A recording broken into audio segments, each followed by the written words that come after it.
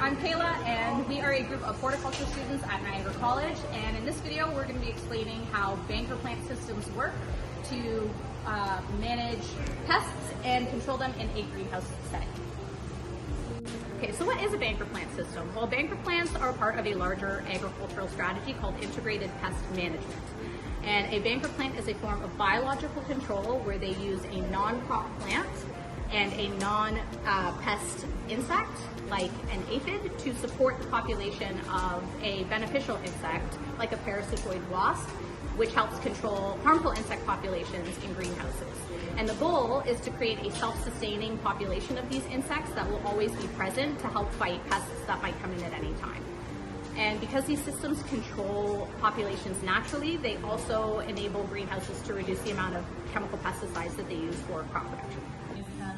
Horticulture program in Niagara College. Today I'm gonna introduce the physical plant banker system, and the physical setup of a banker system begins with containers. The grower introduces lateral polycyclic cutting onto the banker plants covered with a mesh tent.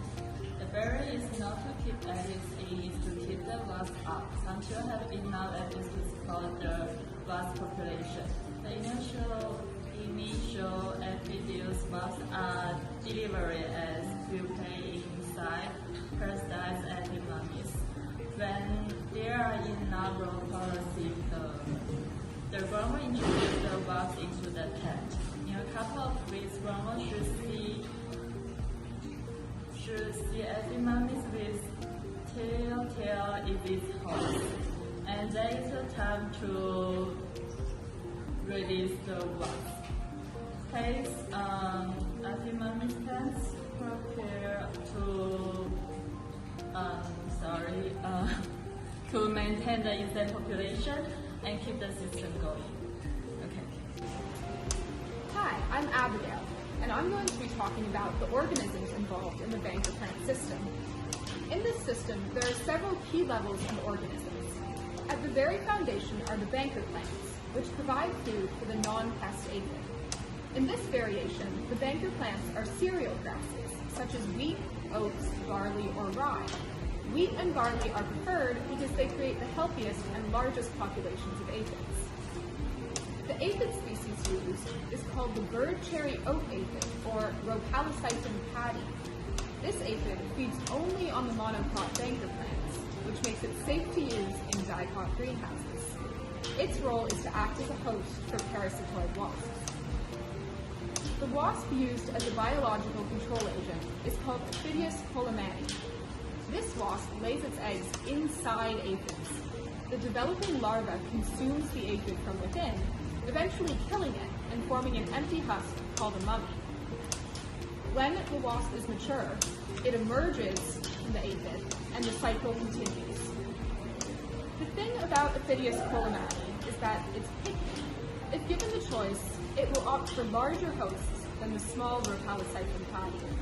If there are large aphids present in the greenhouse, it will preferentially parasitize those instead.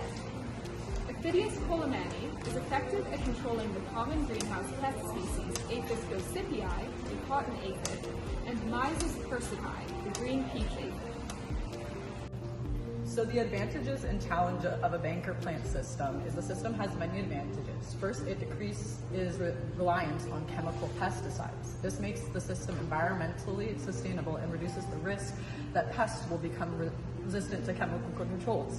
The system also creates continuous biological control, as the wasps are always present and ready to strike at the first sign of infestation.